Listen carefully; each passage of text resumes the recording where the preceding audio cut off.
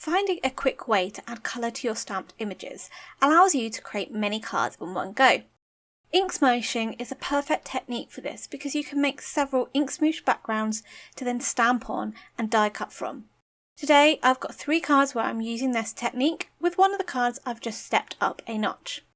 Welcome to my channel, Pretty Little Button. I'm Verity and I make paper crafting tutorials for the everyday crafter.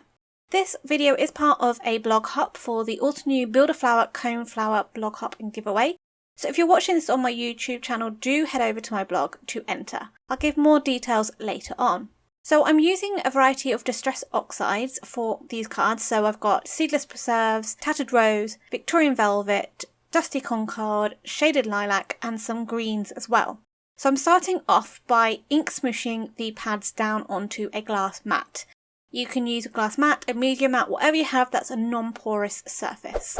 So I'm smooshing down the pinks here, so this is Victorian Velvet, Tattered Rose and Seedless Preserves. I'm just smooshing them all over the place because I want the colours to mix and blend with each other. I want to get a variation on the panel. I'm also adding some greens down the bottom, and I'm using Shabby Shutters, Bundled Sage and Forest Moss.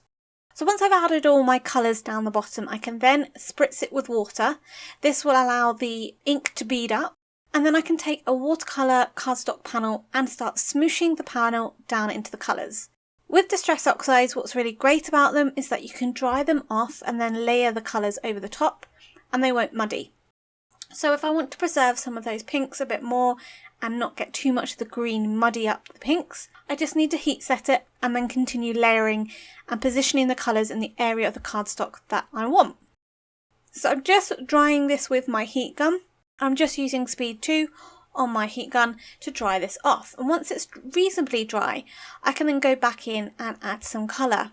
Doing this also layers the colours up, providing a bit more texture and variation to the background panel, so it won't be a completely flat colour panel, which is really good because it gives a bit more interest to your stamping when you stamp over the top of it and gives it a bit more variation.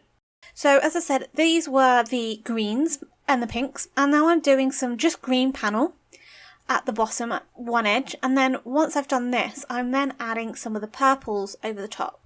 So the purples are Shaded Lilac and Dusty Concord. As Shaded Lilac is quite a pale purple in comparison to Dusty Concord, I first of all add the Shaded Lilac first, and then I go in with the Dusty Concord at the bottom, just so that I get some of that lighter colour mixing in with it, and it's not going to be too overpowered by the Dusty Concord.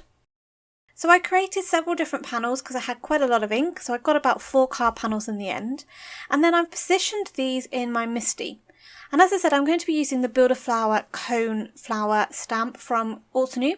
And I'm just using the outlines for this, but this does layer up. There are several layers to the flower if you want to use the stamps to colour the images in instead. I am positioning the flower onto the card panel. I'm trying to keep some of the green more where there are leaves and more of the pink and purples where there is more of the flower. But you can vary it up as much as you want, and you can have some more greeny yellow textures within the flower as well. I'm then going to stamp these in a pigment ink, so I'm just using VersaFine Onyx Black ink, but you can use any black ink you have to hand. And I chose black pigment ink because I really want it to be very vibrant, very bold and contrasting against the softer colours from the Distress Oxides.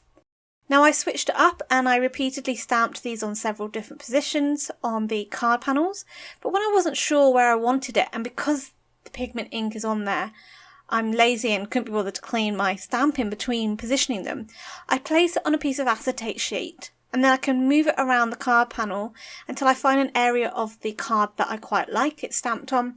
I'd close my MISTI door to pick up the stamp, and then I can remove the acetate sheet, allowing myself to stamp it back down in the exact same position in the black ink. And as you can see, I've got about 4 different panels there, 2 pinks and 2 purples, giving me quite a variation of stamped images and colours to use. After I had stamped all of the images, I then used the coordinating dies that come with the Build-a-flower stamp set to die cut them out. Once they were all cut out, I had quite an array and I could easily use these to create cards quite quickly. For the first card I kept it very, very simple, and I just used 2 flowers to create a little focal image on the centre of the card. I also wanted to use several of these flowers to create a slimline card, and I really wanted these to have like a floating appearance, look like they're floating on the background. So I added foam pads to these ones. For the third card, I wanted to step up the colouring a little bit. I wanted a bit more of contrast against that white. And I used some of the alcohol markers to colour in just the flower petals, just to bring them out a little bit more. So I'm using the pinks from the Sunshine Valley Garden alcohol marker set from Altenew. And I used Pink Diamond, Pinkalicious, Rubelite and Razzleberry, just adding the darker shades towards the centre of the flower and then blending them out. And they worked fairly well on this cardstock.